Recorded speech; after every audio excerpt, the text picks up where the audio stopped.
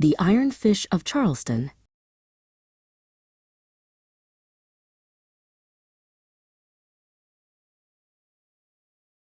In the winter of 1864, the moon hung low over the dark waters of Charleston Harbor.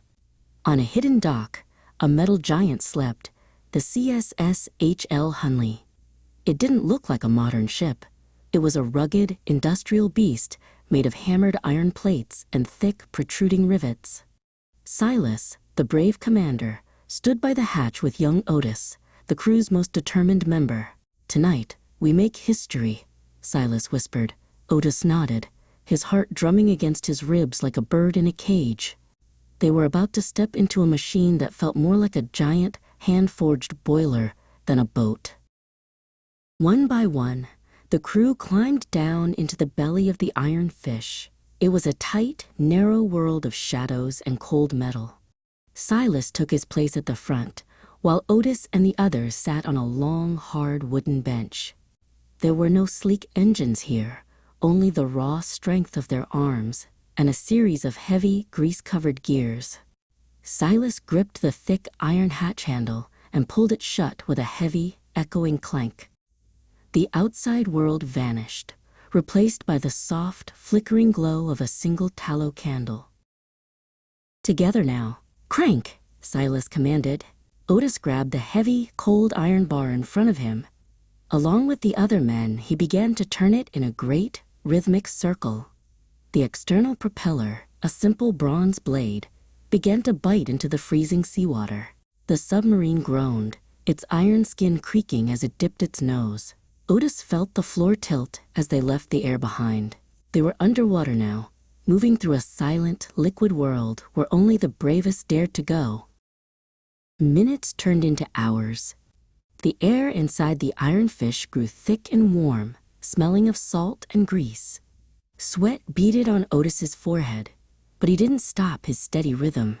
He watched Silas, who was peering through a tiny glass porthole no bigger than a coin, set into a thick metal frame. Silas checked a small brass compass by the candlelight, his face a mask of calm. "Steady, boys," Silas encouraged. "We are the pioneers of the deep. The world is watching, even if they can't see us."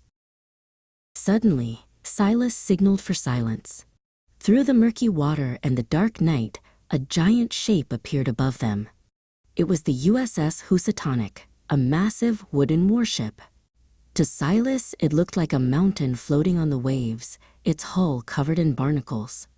The Hunley was tiny and primitive in comparison, but it carried a secret, a long iron spar protruding from its nose, tipped with a deadly charge. Silas gripped the steering lever tight, his eyes fixed on the target through the murky glass.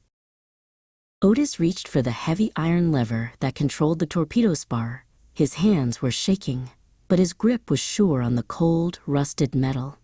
He knew that the entire mission depended on this single mechanical movement.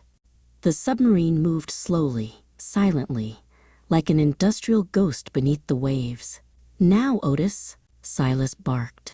Otis pulled the lever with all his might, feeling the gears grind as the long pole extended forward into the dark water. Thud! The Hunley's iron nose bumped against the wooden side of the Housatonic. For a second, time seemed to stop. Silas and Otis looked at each other, the air between them silent and heavy. They had placed the charge against the enemy's hull. Now came the most dangerous part. They had to back away before the explosion. "Back! Reverse the crank!" Silas shouted. Otis and the crew threw their weight backward, turning the handle in the opposite direction with desperate speed. Then, the world shook. A massive boom echoed through the water, vibrating the thick iron walls of the submarine like a giant bell. The shock wave tossed Silas and Otis like dolls inside a tin can. Above them, the giant wooden ship groaned as the water rushed in. The Iron Fish had succeeded. It was the first time in history a submarine had ever sunk a warship in battle. They had changed the face of the sea forever.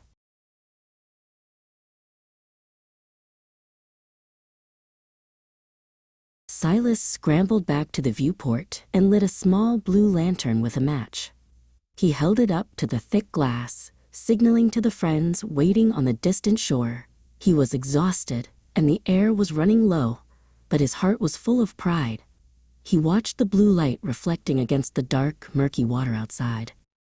They were heroes now, legends of the sea who had proven that even a small, hand-built vessel of iron could change the course of history.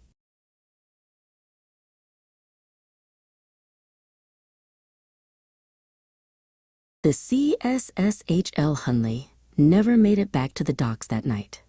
It settled quietly onto the sandy floor of the ocean, where it stayed hidden for over 100 years, a tomb of iron and courage. But Silas and Otis weren't forgotten. They became the fathers of a new world beneath the waves. Today, we remember their bravery, the men who climbed into a metal fish and sailed straight into the history books, proving that the greatest journeys often begin in the smallest, most unlikely places.